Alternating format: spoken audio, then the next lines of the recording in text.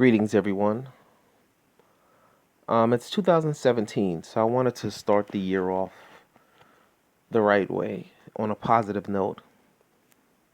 And as I always say, anytime I post something online, I try to be as progressive and uplifting as possible. So, with this one, I'm going to talk about 10 habits of successful people. Now, of course, if you do a search for this, you'll see probably a ton of compilations out there of habits of successful people. But I bet you'll find, if you narrow in on those, you'll find that at least anywhere from 5 to 10 of those, depending on how long the list is, you find to be consistent. That'll appear on different compilations or however you want to word it. So these are just 10 habits that I got just based on research, just based on my own experience, and based on some of the managers, supervisors, entrepreneurs that I've spoken to. These were 10 traits that I find of the 20 things, the survey I gave them of 20 habits of theirs, these 10 were the most consistent. Okay, so let's start off with number one. And remember, they're not in any necessary order. Apply them to your life however you want to. Number one, they talk to themselves. Yes, successful people talk to themselves. Why do they talk to themselves? Because sometimes you'll find you'll get so depressed and so discouraged you won't find a person in the world to encourage you. That's when you have to be your own source of motivation. Muhammad Ali is a perfect example. If you go back and watch his fights, most of his opponents that gave him the biggest challenge said that he'd be talking to them or talking to himself in the ring. This is how he kept his head in the game. There's a scripture in the Bible that says David encouraged himself, and that means that when David's followers lost faith, David had to turn inward and talk to himself to get his head back in the game for battle. So talking to yourself, and I don't mean talking to yourself like a schizo or just blabbering out crazy stuff. I mean talking to yourself when you find that you're discouraged or when you doubt yourself, to get your head back in the game. And sometimes say your own name, look in the mirror and talk to yourself, or talk to yourself inward. Even when you're confident, you got to talk to yourself sometime to keep you motivated and on that level, on that adrenaline rush. Number two, they keep a journal or diary. And that's funny because I've always had a notebook pad. And people always see me, if they come visit me, they'll say, "Why do you always have a note? What is that notebook for? What's in that notebook?" And I would never show them. But if you look in my notebook, you'll find that I always take notes of everything that I want to accomplish for that day or for that week. Or I'll make lists and I'll scratch them off. Or I'll revisit or I'll rework some of my ideas. But I have probably in my basement at least about 5 notebooks. And these notebooks took years for me to fill up. But I've always kept notebooks, long journals, long before I even found out this characteristic was one that a lot of successful people had. It keeps you on track. So if you want to be successful, get into the habit of writing down your ideas and writing down your goals, writing down your ambitions, writing down the steps you're going to take to get there. All right. And also cross out the things that you've already accomplished. Number three, they manage their emotions. I can say being a leader. Sometimes the people that are under you, and when I say under, I don't mean that they're less than you, meaning they report to you or their ranking is not as high as yours. Sometimes people like that, they don't have the same motivation you have. Sometimes they don't have the same level of discipline that you have, or the same level of accountability that you have. Sometimes that can frustrate you because it throws you off your game plan when these are supposed to be your soldiers, or these people are part of your camp, and they don't see the big picture. Or sometimes you're trying to motivate them and they don't see it. In general, you have to keep your emotions in check. Sometimes you may do your best work and critically you get panned, or the people around you are not as much in your corner, or they're very doubtful, or they're pessimistic, or they're overcritical of you. You have to step back and control your emotions. Successful people know how to manage their emotions and keep their cool. Because if you're the person in charge, you're the last person that should become unglued and unprofessional.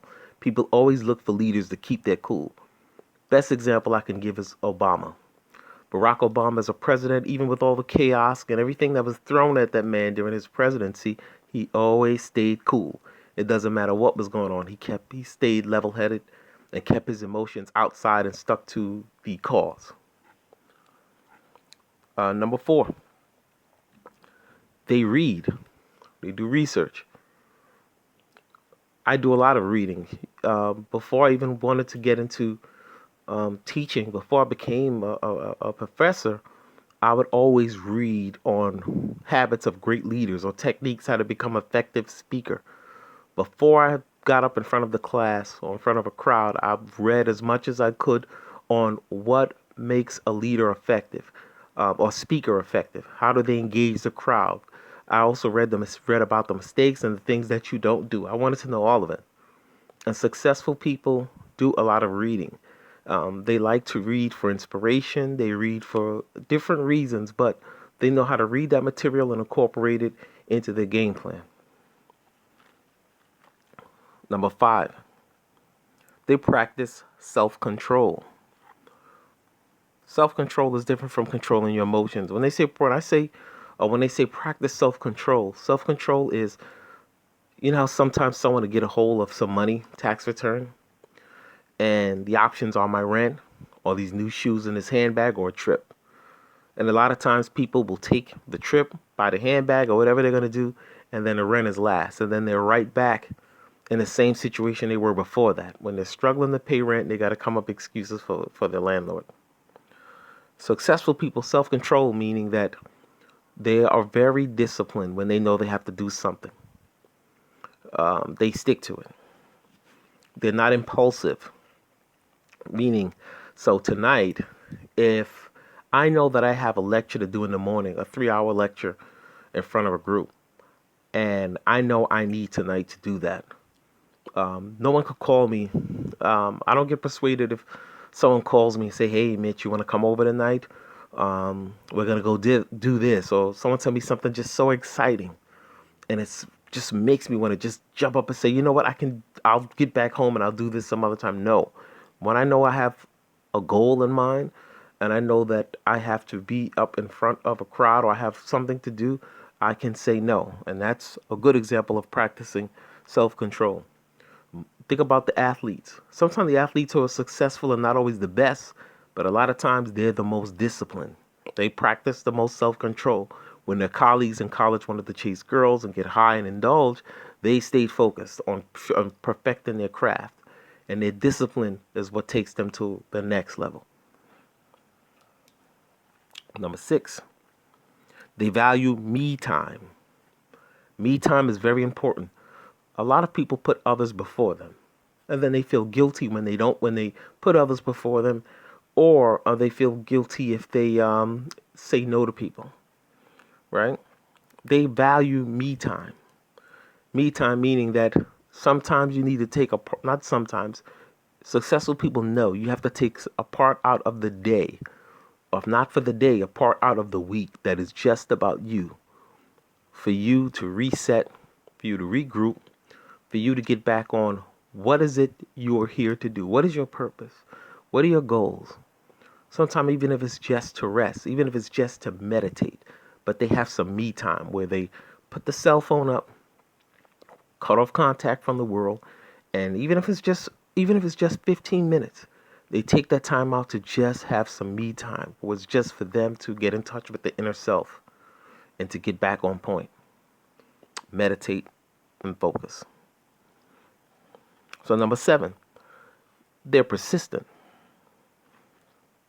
I can't tell you how many people I find, I hate to say this I don't like saying millennials, but a lot of the millennials that I work with, they have high ambitions, but they can't stand to hear the word no. They don't like rejection.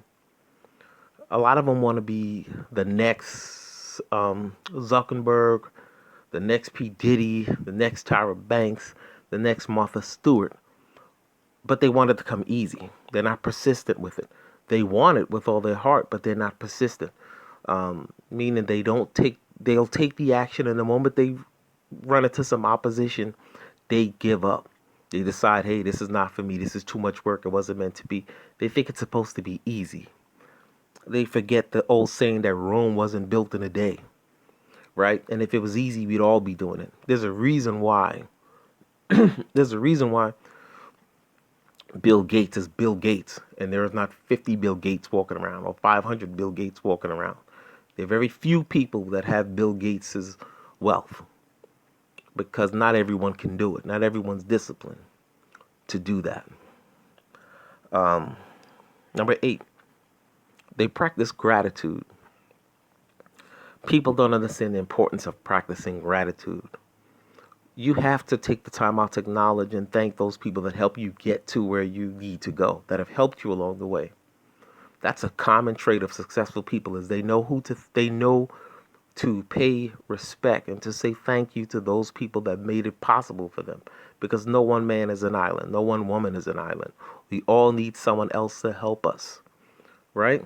There's no I in team. We all need others to help us get to the next level. No matter how talented you are, no matter how brilliant you are, no matter how much money you have, we all need someone else to help us get to that next level. And no one likes someone that doesn't show gratitude. And even people that you may meet along the way that may be successful, that may seem really nasty and cold to you, I'll bet you even those people have someone in their lives that they stop and say thank you to. Even if it's a mom or it's a best friend, a teacher, a mentor, someone, but most people who are successful have that trait in common, that they know how to practice gratitude. It's a habit of theirs. Number 9, they can say no. I can't tell you how many people have a problem with saying the word no. People feel guilty when they say the word no. Especially when you've become that person in your social circle that everyone comes to when they need something. Either it's money, or it's time, or it's advice, or a place to stay, or just company, anything. Successful people know that you have to say the word no sometimes when you're giving up too much of yourself.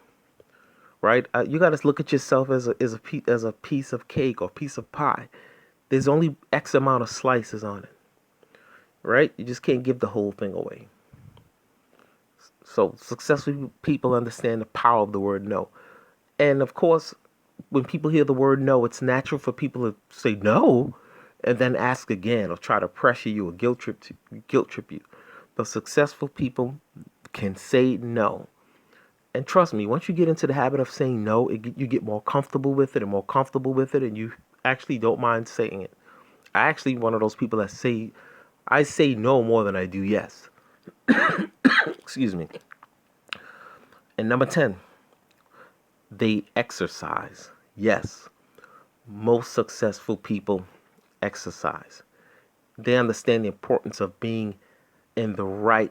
It's not just your mind that has to be fit. Your body has to also. And it doesn't mean you have to have a 6-pack of abs. It means that you take care of yourself. You love yourself enough to take care of your body, to stay exercised. Because you understand that being successful is an activity. To become successful is an action. It's nothing you just think about. You have to work at that. And being in shape or staying fit keeps you on track. It helps you to, for one, being to pursue success. Sometimes it's longer than a 40-hour work week. Sometimes you work a 9-to-5 job, and then you have to come home and put in those extra hours for your goal, right? So it's important that they understand the importance of being in shape or being fit, so that your body can adapt to that. Because trust me, there are times when I had to function on maybe 2 or 3 hours of sleep.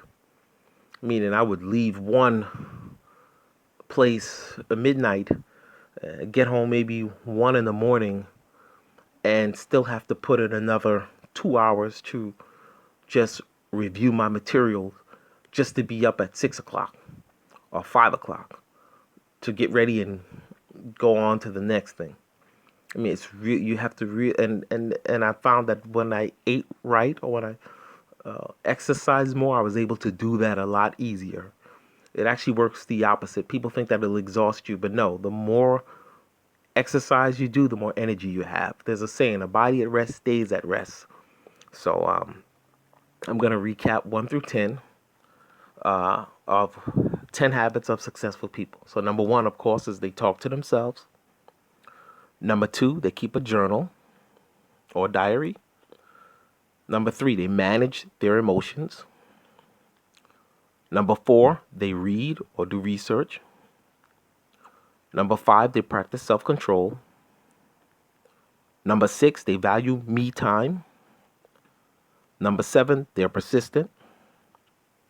Number 8, they practice gratitude. Number 9, they can say no. And number 10, they exercise. Thank you. So guys, if you can, just follow me on Twitter. And also, let me know if you want to get a promotional copy of my book, Words Over Matter. It's an excellent book. It's a great read. It's a good source of inspiration. There are a few, it's not a long book. It's about 8 chapters. So, and there's a chapter that you can use for every aspect of your life. So that's it. I hope you enjoyed this video. Bye.